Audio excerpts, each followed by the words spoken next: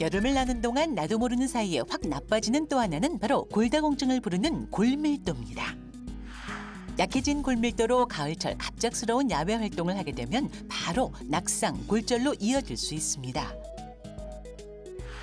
마땅한 증상이 없어 소리 없는 뼈도둑이라 불리는 골다공증. 골다공증 진단법과 예방법에 대해 자세히 알아봅니다. 네, 골다공증은 아무래도 겨울 같은 경우는 빙판길도 있고 좀 미끄러지기 쉬우니까 걸리기 쉬울 것 같은데 네. 여름은 더워서 실내에 계시는데 골다공증 걸릴 위험이 높을까요, 교수님? 네, 보통 겨울철에 많이 생긴다고 이제 조심하라고 이야기하시는데요. 네. 일반적으로 그 여름철에도 의외로 골다공증, 골절로 내원하시는 분들이 많고요. 또 골밀도가 떨어질 수 있는 여러 가지 요인들이 여름철에 있습니다. 네. 그 첫 번째로는 우리가 이번 올해처럼 이렇게 더운 날씨에 정말 다들 실내에서 이렇게 시원한 곳을 찾는데요. 그러면서 이제 햇빛에 대한 노출이 많이 줄어들고요. 또한 외출을 하시더라도 또 이제 자외선 차단제를 많이 바릅니다. 그러므로 인해서 또 햇빛에 대한 노출이 많이 떨어집니다. 근데 이런 햇빛을 통해서 합성되어지는 비타민 D 이것이 햇빛을 못 받기 때문에 합성이 부족해집니다. 따라서 우리의 그 골다공증이 발생할 확률이 좀 증가하고 있고요. 네. 또 두 번째로는 여름철이 아무래도 노출의 계절이다 보니까 아무래도 이제 젊은 사람들이 다이어트나 또 무리한 금식을 많이 하게 됩니다. 그쵸. 따라서 그렇네요. 이런 분들이 사실은 이제 충분한 영양 섭취가 잘 안 되기 때문에 결국에는 이제 자기도 모르게 골다공증을 가지고 사는 경우가 많고요. 또 뭐 저도 좋아하지만 여름에 시원한 탄산음료나 또 시원한 커피 많이 드시는데요. 그렇죠. 필수죠. 예, 사실 그 안에 있는 카페인이 우리 뼈를 구성하는 칼슘의 흡수를 방해합니다. 그래서 이런 여러 가지 이유를 통해서 이런 골다공증을 가지게 되는 경우가 여름철에 특히 많은데요. 네. 이런 분들이 또 이제 여름철에 산이나 또는 들로 또는 이제 수영장으로 놀러 가서 또 이제 미끄러져 가지고 넘어지시면은 정말 쉽게 골절로 저희 병원에 내원하는 경우가 많습니다. 최근 여러 가지 통계를 보시면은 실제로 여름철에도 겨울철만큼이나 많은 고관절 골절이 발생한다고 우리가 확인할 수가 있겠습니다. 네, 보통 이 골다공증을 소리 없는 뼈 도둑이라고 하잖아요. 부러질 때까지 잘 모른다고 하는데요. 그래서 내 뼈가 튼튼한지 아닌지 알 수 있는 퀴즈를 한번 준비해봤습니다. 보실게요. 네. 이분 중 어떤 분이 더 위험할까요? 키가 3cm 줄어든 엄마, 아이고. 아니면 살짝 넘어졌는데 절뚝거리는 아빠. 어허. 제 생각에는 이제 여자분들은 잘 챙겨 먹어도 이제 중년 여성이 되면 골다공증 피하기가 어렵다고 하잖아요. 그러니까 엄마가 좀 심하실 것 같고 아빠는 살짝 넘어졌다고 하시니까 전날에 술 드셨거나 약간의 꾀병이 아닐까. 안 그럴까요? 술 설득력이 있어요. 네, 뭐 그렇지 않고요. 두 분 다 위험한 환자분이신데요. 잠깐 골절 영상을 좀 보겠습니다. 네, 이렇게 보시는 바와 같이 무거운 물건을 이렇게 들다 보면은 허리에 많은 힘이 가해집니다. 그렇죠. 그래서 만약에 환자분이 골다공증이 있으시다면은 저런 힘을 버티지 못하고 저렇게 척추 골절이 발생할 수가 있게 되는 것이죠. 그렇군요. 또 다른 분을 보시면은 이렇게 걷다가 정말 살짝 넘어졌는데 일반적으로는 괜찮으신데요. 이분이 만약에 골다공증이 있으시다면은 정말 심각한 골절인 고관절 골절이 발생하게 되는 것입니다. 네, 그렇군요. 오 교수님. 근데 여성분들은 조금 안 걸리지 않나요? 여성분들이 많이 골다공증 걸리지 않나요? 여성분들이 많이 남성분들이 안 걸리시죠. 걸리는 걸로 좀 알고 있는데. 사실입니다. 사실이 아니라 많은 분들은 우리가 골다공증을 여성의 질환이라고 생각하지만 네. 사실은 65세 이상 고령자들의 5명 중 1명꼴 남성들이 골다공증으로 진단을 받고 있습니다. 다만 왜 여자들이 더 많다고 느끼냐면 여성들은 50대 이후에 여성 호르몬이 뚝 끊기는 이제 사건을 통해서 골다공증이 나타나는 부분이 굉장히 많은데 비해서 남성들은 호르몬이 똑같이 감소합니다. 50대 때부터 천천히 감소하는데 이 감소하는 과정에서 소위 말하는 뼈에 안 좋은 습관들을 하기 때문에 덧붙여져서 나타나게 되죠. 그래서 대표적인 게 술, 담배, 커피 이런 것들을 들 수 있습니다. 네. 그렇군요. 자, 계속해서 두 분 중에 어떤 분이 골다공증에 걸릴 확률이 높을까요? 살펴보겠습니다. 깡마른 엄마 대 살이 포동포동하게 찐 우리 이모. 자, 누굴까요? 이 문제는 너무 쉽지 않습니까? 이게 살이 좀 있어야지 넘어져도 이제 엉덩이에 쿠션감 이런 것처럼 잘 부러지지도 않고 그렇다 보니까 좀 깡마른 엄마가 좀 더 골다공증에 걸리기 쉽지 않을까요? 이상하게 설득력이 있어요, 교수님. 말하면 안 돼요. 사실 저도 그 설득에 넘어가서 답을 선택할 뻔했네요. 근데 이게 굉장히 극단적인데도 불구하고 또 두 분이 다 위험합니다. 그래서 우리가 깡마른 분들은 뼈의 밀도도 좀 낮고 그다음에 적당히 뼈가 이렇게 좀 힘을 받아줘야 튼튼해지는 부분이 있을 텐데 그럴 기회가 적기 때문에 골절 위험이 높고요. 굉장히 오랜 기간 동안 의사들도 뚱뚱한 사람들이 상대적으로 골절, 골다공증에 대해서는 더 안전하다고 믿어왔던 적이 있었는데 사실 골의 질이 중요하거든요. 네, 근육이 좀 부족하고 체지방이 많아서 뚱뚱한 분들, 그래서 골밀도가 떨어지는 분들, 또 이런 분들이 상체 무게가 많이 나가면 계속 뼈에 무리한 하중을 주게 되기 때문에 이런 분들도 역시 안전하다고 할 수가 없겠습니다. 그렇군요. 그렇다면 이분들은 또 어떨지 보겠습니다. 가족력이 있는 엄마, 이약저약 달고 사는 고모, 이번에도 두 분 다 위험할까요, 김 교수님? 네, 역시 두 분 다 고관절, 골절의 위험 인자를 가지고 계신 분이시고요. 네. 네, 특히 엄마 같은 경우는 이렇게 가족 중에 누가 골절이 있다고 하신다면 본인도 골절이 생길 수 있는 확률이 높기 때문에 꼭 주의를 하셔야 되고요. 특히 이제 골다공증, 골절이 잘 발생하는 부위로서는 고관절, 그리고 척추, 그리고 손목이나 어깨뼈가 되겠습니다. 네. 최근에 골반이나 발목도 골다공증 위험 부위이기 때문에 좀 신경을 쓰셔야 되고요. 두 번째 이모 같은 경우도 고모 같은 경우도 여러 가지 약제를 쓰신다면 골다공증이 생길 확률이 높습니다. 특히 이제 고혈압약이나 수면제 같은 것을 드시는 경우에 용량이 과하거나 부족할 경우에는 실신이나 어지러움으로 골절이 발생할 수가 있겠습니다. 네. 그렇군요. 좋습니다. 자, 그렇다면 자, 여름 동안 숭숭 빠져나간 뼈를 다시 좀 꽉꽉 채워봐야 될 텐데 그렇죠. 어떻게 하면 좋은지 하나하나 살펴보도록 하겠습니다. 네. 자, 먼저 골밀도 검사를 받아라. 김 교수님. 네, 방금 말씀드린 그런 골절 위험 인자가 있으신 분들은 여름이 지나게 되면은 한 번쯤 본인이 뼈가 약하신지 한번 체크를 하시는 게 좋은데요. 네. 일반적으로 T 점수가 마이너스 2.5가 되시는 경우에 골다공증이라고 진단을 하게 됩니다. 만약에 T 점수가 마이너스 3.0을 넘어서게 된다면은 초고위험군 환자로서 이런 분들은 언제 부러지더라도 정말 이상하지 않은 그런 환자가 되겠습니다. 이거는 병원 가야 알아볼 수 있는 거죠?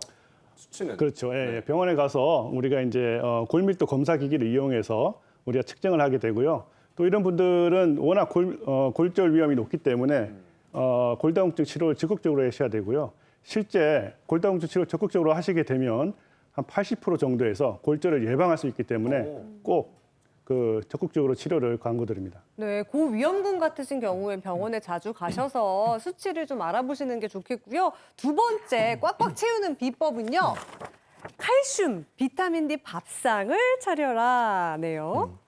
네, 지금 김 교수님도 그렇고 우리가 많은 분들이 아시잖아요. 칼슘 중요하다. 뼈에는 칼슘 이렇게 알고 계시는데요. 그렇죠. 우리가 칼슘 많이 먹으면 좋습니다만 엄청나게 많이 먹는다고 좋을까요? 사실은 칼슘은 적정량을 섭취하면 되고요. 더 중요한 건 이게 우리가 입으로 먹었는데 뼈로 갔으면 좋겠잖아요. 몸에 흡수가 돼야 됩니다. 그래서 흡수를 잘 하기 위해서는 비타민 D가 필요하기 때문에 이제 비타민 D를 강조하게 됩니다. 우리가 열심히 먹어도 실제로 4분의 1 이하로 흡수가 되는데 비타민 D를 함께 섭취하면 그 흡수도를 높일 수가 있고요. 이미 아시는 것처럼 비타민 D를 좀 높이기 위해서는 햇빛을 많이 쬐시는 게 굉장히 좋지만 햇빛만으로는 또는 특정한 음식만으로는 부족할 수 있기 때문에 잘 챙겨 드시고 칼슘과 같이 먹는 게 중요하다라고 말씀을 드립니다. 네. 네, 햇빛을 많이 쬐도록 하겠습니다. 지금 저희 앞에 여러 가지 식품이 준비가 되어 있는데요. 다양히 있죠. 이 중에서도 비타민 K와 마그네슘. 이게 또 눈길이 갑니다. 오 교수님. 지금 화면에서 보시는 것처럼 뭐 우유, 치즈, 요거트 같은 것들은 칼슘 함유가 많고 흡수에도 도움이 된다는 것 이미 아실 겁니다. 뼈째로 먹을 수 있는 뱅어포 같은 것도 좋지만 이런 소위 말하는 이제 인기 있는 도시락 반찬들은 염분이 좀 많기 때문에 많이 드시는 거 조금 조심하실 필요가 있고요. 네. 또는 고추 잎이나 달래, 무청 등에도 칼슘 함량이 높지만 섬유소 때문에 섭취율이 감소될 수가 있다는 점을 좀 아셔야 됩니다. 사실은 두부가 제일 좋고요. 이 두부는 칼슘 함량도 높지만 특히 그 여성 호르몬에 과 비슷한 구조를 가진 이소플라빈이라는 성분 때문에 안전하게 보충할 수 있는 것으로 굉장히 저희가 추천을 좀 많이 드리고 있습니다. 그래서 계속 말씀을 좀 드리면 칼슘이 중요한데 칼슘은 어디까지나 재료죠. 그러니까 우리가 건물을 짓는데 시멘트를 잔뜩 가루로 된 시멘트를 잔뜩 가져왔다고 건물이 되는 게 아닌 것처럼 뭐 물도 부어야 되고 뭐 이러지 않습니까? 그래서 그쵸. 몸에 흡수하려면 비타민 D가 중요하다고 말씀을 드렸던 건데 여기다 같이 좀 첨가해야 되는 게 비타민 K를 좀 강조를 드려야 됩니다. 왜냐하면 비타민 K는 이러한 칼슘이 뼈에 결합되는 것에 작용을 하기 때문에 이런 데는 좀 도움이 될 수가 있고요. 그래서 녹색 채소나 과일, 곡류, 육류에 많기 때문에 이런 것들을 골고루 드시는 게 좋고 또 마지막으로 마그네슘이라는 성분은 이러한 것들, 칼슘들이 몸에서 활성화가 되는데 촉매로 작용할 수가 있기 때문에 역시 중요한 성분입니다. 그래서 마그네슘이 많이 들어있는 성분은 뭐 녹색잎 채소나 견과류, 씨앗류 같은 것에 많이 들어 있습니다. 네. 그렇군요. 이렇게 잘 챙겨 드셨다면 이거 하는 것도 중요한데요. 333 운동을 하라. 아니 양치할 때 이 333은 들어봤어도 이게 뼈에도 좋은 거예요, 김 교수님? 네, 골다공증을 예방하고 골절을 막기 위해서는 다음에 말씀드린 3가지 운동을 일주일에 적어도 3번 이상 그리고 30분 이상 하시는 게 중요한데요. 첫 번째 운동은 균형 감각을 만드는 것입니다. 일반적으로 골다공증이 있다 하더라도 여러분이 넘어지지 않는다면은 골절이 생기지 않습니다. 그래서 넘어지지 않도록 균형 감각을 잘 다져주시는 것이 또한 골절을 예방하는 방법이고요. 또 두 번째는 근력 운동입니다. 예, 우리가 근육을 단단하게 만들면 뼈도 또한 단단하게 만들어지기 때문에 여러분이 근력 운동을 하시게 되면 근육과 뼈를 동시에 단단하게 만들어 주실 수가 있고요. 마지막으로 체중 부하 운동인데요.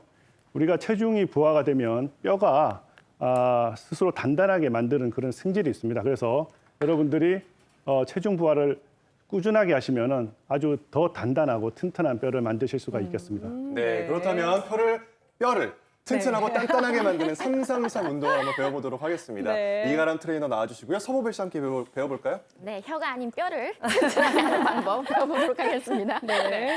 페페병 준비되셨죠? 네. 네, 첫 번째 운동은요. 부실한 뼈를 위한 근지구력 운동이에요. 그래서 한번 그냥 반듯하게 서보실까요? 다리를 살짝 V 모양으로 벌려주시고요. 네. 엉덩이 그리고 주먹을 꽉 쥐신 상태에서 다리 한쪽을 이렇게 내밀어 주세요. 이렇게. 네. 그런 다음에 허벅지와 팔에 힘을 꽉 쥐어주시고요. 살짝 들어 올리셨다가 다시 마시는 호흡에 내릴 거고요. 내쉬는 호흡에 다시 들어 올릴 거예요. 마시는 균형 호흡에 잡기가 좀 힘든데요? 맞아요. 균형에도 굉장히 도움이 많이 되는 운동이고요.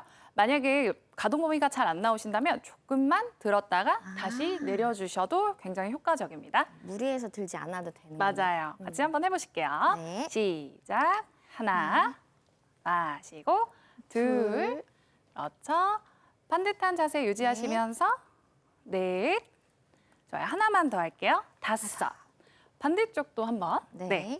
반대쪽 다리 내밀어 주시고 허벅지와 그리고 팔에 힘을 단단하게 주신 상태에서 시작. 하나, 내려놓고 둘, 자세를 반듯하게 세워주세요. 셋, 마시고 넷, 하나만 더, 다섯. 그렇죠. 네, 여기까지. 이렇게 30분. 네, 조금만 반복하셔도 괜찮습니다. 네. 자, 두 번째 운동은 체중 부하 기지개 운동이에요. 그래서 다리를 한번 넓게 벌려주시고요. 넓게 벌리고. 네, 등을 꽉 조여주신 상태에서 준비할 거예요. 그리고 마치 저희는 지금 물병을 들었지만 역기를 드는 것처럼 무겁게 쭉 위로 천장 쪽으로 만세하시면서 시선은 그쪽을 바라봐주세요. 이게 약간 기지개 펴는 느낌이군요. 네, 올라오실 때 다시 센터를 바라보시고요. 다시 왼쪽으로 시선 향하게 하시면서 팔에 힘 주시고 다리는 버티셔야 됩니다. 네, 상체는 반듯하게 한번 세워보실게요. 다시 시작. 위로 만세하시면서 복근 그리고 허벅지에 힘 주시고 척추 기립근까지 힘 들어갈 수 있게 반대쪽 바라보면서 3번 시작. 하나, 멀리. 멀리. 그렇죠. 마시고 센터. 다시 둘. 후 하시면서 배꼽에 힘 주시고 엉덩이에도 힘을 꽉 쥐어주세요.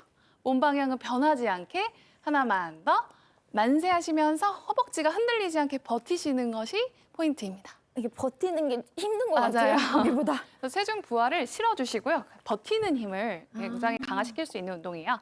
마지막 운동은 낙상 예방 유산소 운동입니다. 다리를 모아주시고요. 네. 약간 앉은 자세에서 팔을 뒤로 뻗고 준비하세요. 그런 다음에 만세하시면서 한 다리를 들어 올리고요. 다시 내렸다가 만세하면서 반대쪽 다리 들어 올리세요. 그렇죠. 요것을 조금 빠르게 해서 원, 놓고, 후, 놓고, 쓰리, 놓고, 포. 무릎이 많이 아프신 분들은 살짝만 구부려도 될까요? 맞습니다. 무릎을 조금만 구부리셔도 되고요. 들어 올릴 때 이렇게 자세를 완성하시는 게 가장 중요해요. 열심히 하면 낙상을 예방할 수 있는 거군요. 네. 그렇죠. 발목에 굉장히 안정성을 요구하기 때문에 지금 느껴지죠? 밸런스도 같이 잡고 네. 계신 거 맞죠? 업, 마지막 하나만 더. 업. 네, 여기까지입니다. 네, 이렇게 뼈를 튼튼하게 하는 운동 배워봤습니다. 자리로 돌아와 주시기 바라겠고요.